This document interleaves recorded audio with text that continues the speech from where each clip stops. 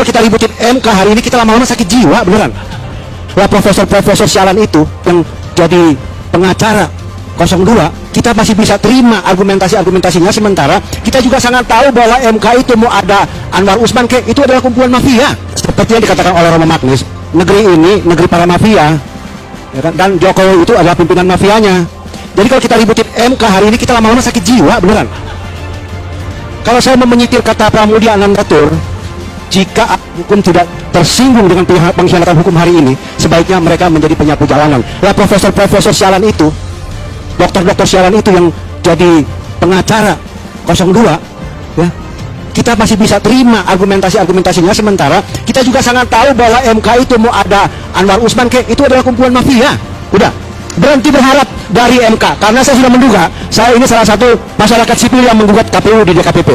Gagal. Ya udah, anggap aja bahwa memang ini mahkamah ketololan atau MK itu mahkamah kedunguan tuh. Nah, jadi mahkamah konstitusi betul-betul mahkamah keluarga. Dan kalau kita baca sebetulnya dalilnya bahwa tidak ada nepotisme karena Gibran itu dipilih bukan ditunjuk. Ya. Betul ya. Ya itu apa? Poin itu apa? Tentu saja dia dipilih setelah ditunjuk oleh bapaknya pada pamannya kan. Jadi itu pun dia ini mahkamah konstitusi buta huruf nih apa? Jumlah kedunguannya itu kalau ditambah kurangkan tetap dungu tuh. Karena nepotisme itu adalah istilah politik untuk menyebut fungsi kekuasaan di dalam mempengaruhi hukum. Itu masalahnya. Jadi sebetulnya ya udah, anggap aja bahwa memang ini mahkamah ketololan atau MK itu mahkamah kedunguan tuh.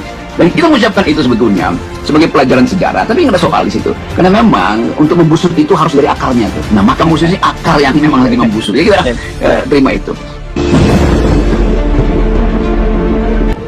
Hari ini dengan putusan MK, persoalan hari ini apapun yang mereka putuskan, karena MK bukan representasi rakyat lagi. Hari ini kita benar-benar kecewa, tapi itu sudah kita prediksi jauh hari. Karena apa? Karena nggak mungkin MK menganulir putusannya sendiri. Biang kerok masalah ini adalah putusan MK nomor 90. Jadi kita sudah paham, mereka akan cuci tangan dan merapikan kembali. Mereka nggak akan bakal mungkin menganulirnya, karena MK putusannya final dan mengikat. Persoalan hari ini dengan putusan MK, hari ini apapun yang mereka putuskan, karena MK bukan representasi rakyat lagi. MK sejatinya adalah mengamankan kekuasaan. Jadi wajar putusan mereka untuk mengamankan kekuasaan yang mereka buat sendiri di putusan nomor 90. Mari kita fokus pada satu gerakan yang sama, yaitu tumbangkan Jokowi dalam tempo yang sesingkat-singkatnya. Karena Jokowi lah sumber kekacauan bangsa ini. Inilah 8 hakim MK termasuk Ketua Hakim Soehartoyo. Dari 8 hakim ini ada 3 hakim yang dinilai warganet pendukung Jokowi dan Prabowo Gibran yang mengkhianati Jokowi nih guys. Yang memberikan dissenting opinion atau pendapat yang berbeda warganet, dan Hotman Paris menuduh ketiga hakim ini lebih pro 01 dan 03. Yang pertama, Saldi Isra diusulkan Jokowi sebagai wakil ketua MK dan merupakan petahana lahir di Solok, Sumatera Barat. Yang kedua, Eni Nurbaningsih diusulkan Jokowi dan mengkhianati jabatan hakim anggota MK, lahir di Pangkal Pinang, Bangka Belitung. Dan yang ketiga adalah Arief Hidayat, jabatan sekarang hakim anggota, pernah menjabat hakim ketua MK periode tahun 2015 sampai tahun 2018, lahir di Semarang. Arief Hidayat inilah yang membenarkan tuduhan Jokowi cawe-cawe dan dianggap mengkhianati Jokowi nih guys. Namun bagi pendukung 03 Wan Uban, khususnya pendukung 01 Wan Abut, ketiga hakim MK ini dianggap sebagai dewa penolong nih guys, WKWKWK.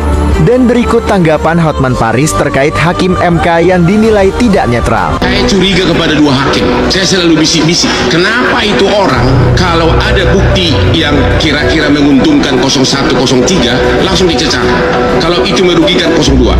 Saya dari awal sudah mengatakan pasti nanti ini akan disetting, yaitu Prof. Eni Nurbaningsih dan Saldi Isra.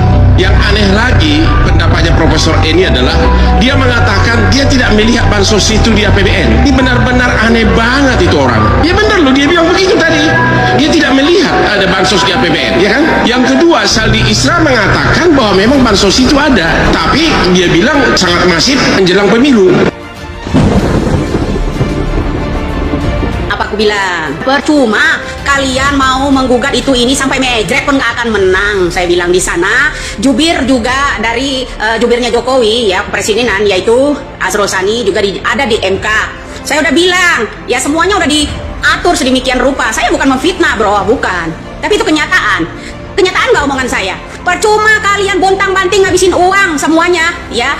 Data-data mereka itu pakai data Bapak Jokowi. Sebelum adanya gugatan, ke-6 hakim ada di situ diberi penghargaan sama Bapak Jokowi. Setelah hakim diberi penghargaan, Bapak Prabowo diberi penghargaan jenderal pangkat 5 atau pangkat 4 itu, ya bintang 4. Nah, itu bro, sebagai penghargaannya. Tapi Bapak Jokowi nggak pernah memberi harga kepada rakyat-rakyatnya. Jadi korbannya siapa bro yang ditumbalin? Ya itu rakyat itu sendiri. Bener kan kejadian kan? Kita sangat terkejut dengan putusan MK kali ini. Walaupun demikian, kita juga punya apresiasi dan kebanggaan kepada 3 hakim konstitusi, yaitu Pak Saldi Isra, Bu Eni, dan Pak Arief Hidayat, yang dissenting opinion. Dan ini menunjukkan bahwa permohonan dari Paslon 01, Tim Hukum Nasional Amin ini dipenuhi. Jadi seandainya saja kalau kita lihat pendapat saya, kalau Ketua Hakim Konstitusi pada waktu keputusan 90, beliau adalah yang menolak di bawah 40 tahun ya untuk menjadi cawapres. Tapi rupanya hari ini berubah haluan, kita tidak tahu. Dan ini yang membuat akhirnya menjadi 5-3. Tapi sekali lagi saya apresiasi kepada 3 hakim konstitusi tersebut yang telah memberikan pemohonan kita diterima oleh beliau bertiga. Saya yakin masyarakat bisa menilai apa keputusan tersebut. Mudah-mudahan ini bisa menjadi bekal kita nantinya agar berikutnya mungkin calon-calon kita berikutnya bisa memahami situasi ini, sehingga negara Indonesia kami tetap berharap bisa menjadi negara demokrasi yang adil.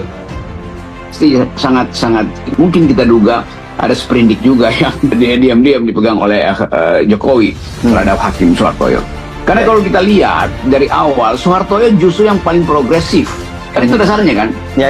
Jadi kita lihat bagaimana seseorang mengumpankan dirinya untuk diperalat oleh kekuasaan tuh. Kita mesti anggap bahwa Suhartoyo adalah alat dari kekuasaan aja. Karena kalau pakai akal sehat dan psikologi orang sehat, nggak mungkin Suhartoyo itu menolak sepenuhnya tuh.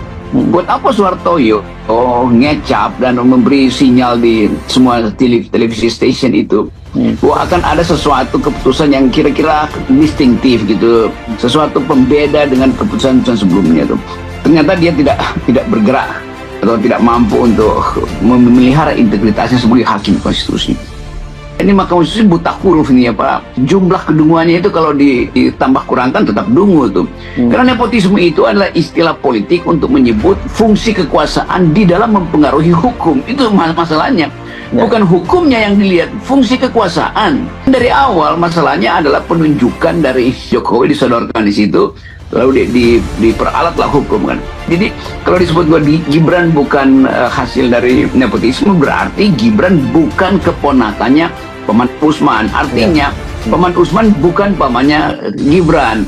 Artinya Jokowi bukan bapaknya Gibran. Artinya Usman itu bukan iparnya Jokowi. Tidak ada nepotisme kalau Paman Usman bukan iparnya Jokowi, apalagi kalau Gibran bukan anaknya Jokowi. Kan itu namanya pengertian nepotisme. Jadi ini hakim ini betul-betul dungu untuk melihat bahwa nepotisme itu artinya penggunaan kekuasaan untuk mempengaruhi hukum.